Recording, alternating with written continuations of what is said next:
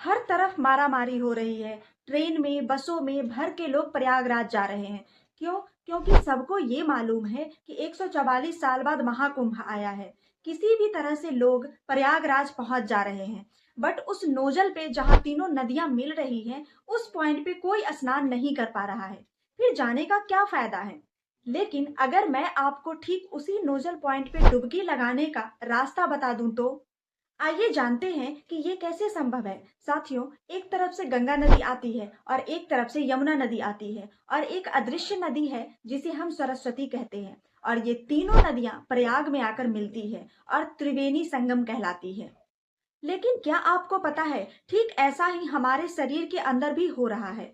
साथियों, जैसे ही आप अपनी उंगली को नाक के नीचे रखेंगे तो आपको ये महसूस होगा कि किसी एक नाक के छेद से ज्यादा हवा आ रही है, चाहे वो राइट हो या लेफ्ट हो। हमारे राइट साइड पिंगला नाड़ी होती है और लेफ्ट साइड में ईरा नाड़ी होती है। तो कभी ईरा नाड़ी काम करती है तो कभी पिंगला नाड़ी काम करती है।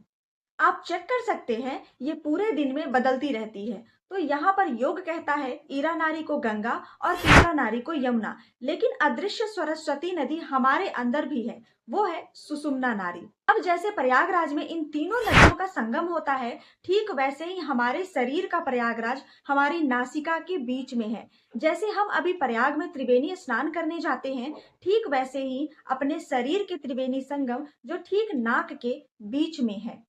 अब हम अपने शरीर के प्रयागराज में डुबकी कैसे लगा सकते हैं? तो रोज 5 से 10 मिनट अगर नाक के इस पॉइंट पर ध्यान लगाया जाए तो आप पाएंगे कि कुछ ही समय में आपके दोनों नाक से प्रॉपर सांस आने लगती है, हवा आने लगती है। क्यों? क्योंकि तीनों नारियों का संगम हुआ और वो एक होकर बहने लगी। जब ऐसा होगा तब आपको अनुभव होगा कि आप अपने कर्मों से मुक्त हो रहे हो। आप अपने शरीर में बैलेंस महसूस कर पाओगे। तो फिर लगाओ उसी नोजल पॉइंट पे डुबकी। करके जरूर देखना। ये एक ध्यान की बहुत ही सुंदर और सरल विधि है। आप खुद करके इसकी पॉजिटिव एनर्जी को महसूस कर सकते हो।